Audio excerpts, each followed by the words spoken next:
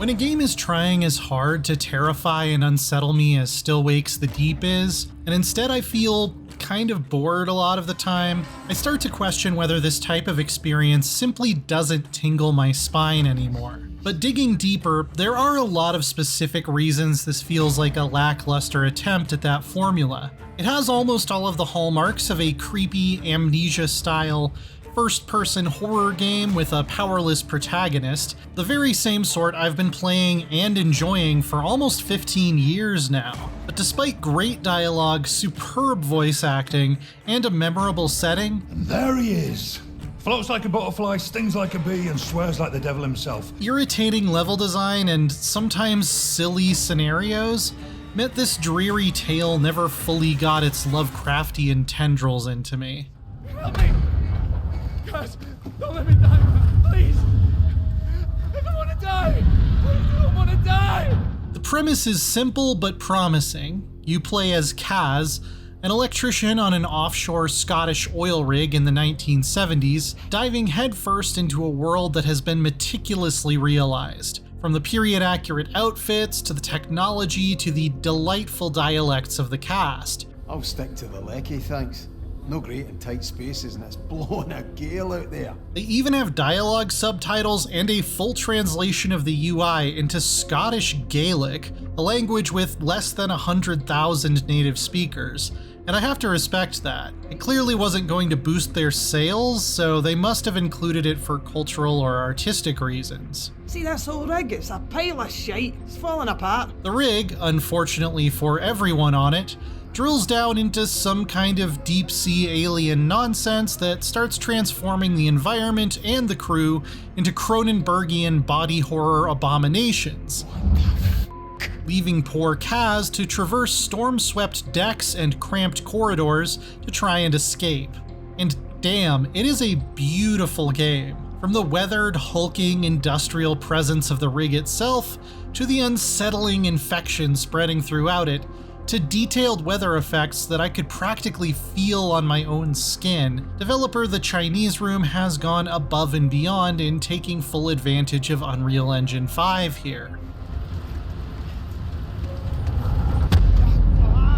It's a shame then that these environments end up being absolutely tyrannically linear most of the time. Still Wakes the Deep feels like it absolutely hates the concept of exploration, and that really got on my nerves. There's generally exactly one path, rarely more than an arm's length wide, through any given area. The very beginning sequence allows you to collect some lore on your fellow crewmates by visiting their cabins, but never again after that was I rewarded for trying to go off the main track or snoop around in side areas, of which there really aren't many to begin with.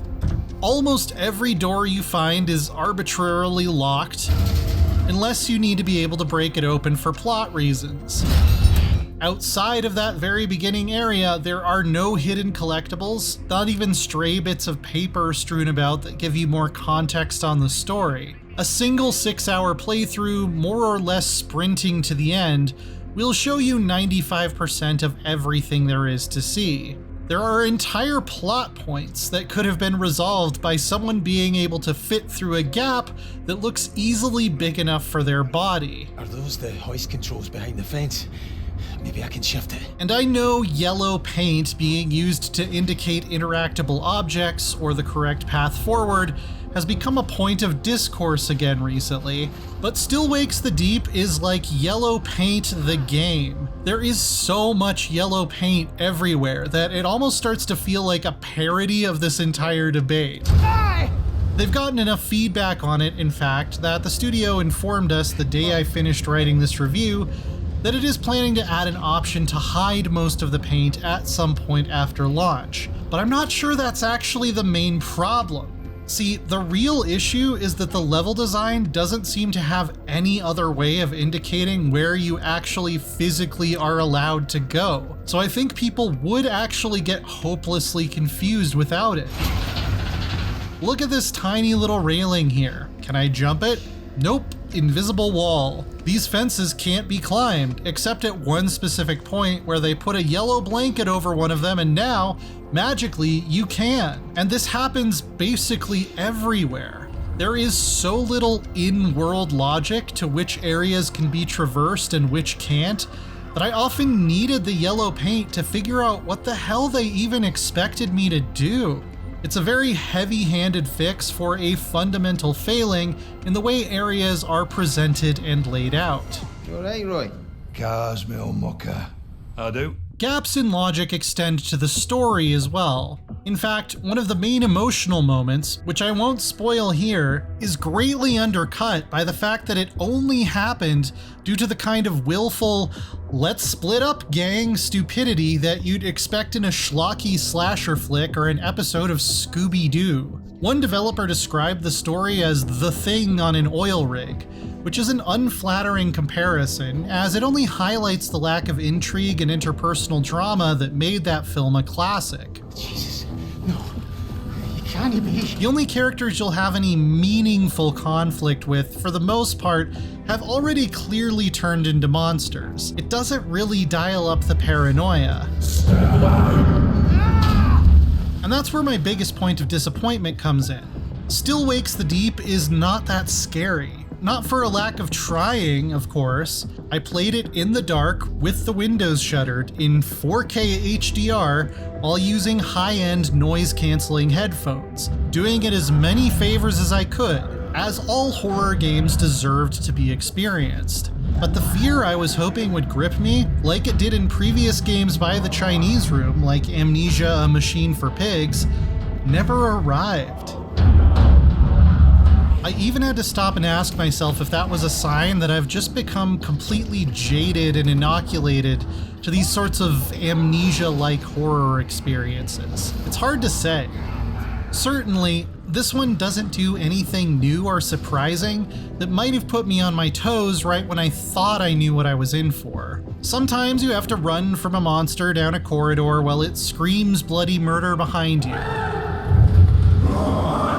Sometimes you have to sneak around through vents or throw a bottle to distract them. You pull some levers, turn some valves, and occasionally engage in some fiddly swimming and platforming. It's all pretty familiar, uninspiring stuff to me at this point, which doesn't really retain its impact when I've seen it so many times already. Someone completely new to this kind of game might find it more affecting, but I can only speculate on that because I really didn't. There isn't even anything I would really describe as a puzzle. It's all going from one place to another and then interacting with clearly labeled machinery.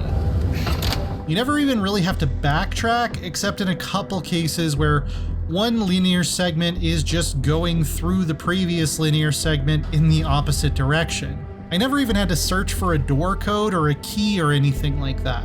So Still Wakes the Deep not only discourages exploration, it doesn't even want you to have to think too hard about how to overcome its obstacles, which makes it even more underwhelming. At the same time, I did care about Kaz and his crewmates. The voice acting, as I mentioned before, really is top-notch. Don't worry about it. Brody's got you. With a cast of mostly Scottish actors speaking in authentic and evocative dialects. The drill hits something. An air pocket or gas explosion, nobody knows. Few games are this effective at making me feel transported to a specific place at a specific point in time. And the backdrop of the tempestuous, unforgiving North Sea adds a lot to the experience, especially when the storms really start raging. And the great sound design only enhances this. We learn a fair bit about Kaz's backstory and why he's here, which lends heartbreaking context to his plight. The final moments are an emotionally affecting payoff to his character arc, but once again, the stifling lack of anything approaching player agency throughout the story undersells it a bit. We're watching someone else's tale through his eyes, but I never came to identify with him as strongly as I might have if at least some of these important decisions had been within my control. Now then, wasn't my fault. I probably would have made the same choice as Kaz did anyway, but it would have been nice to have a choice. Drill's acting up this morning.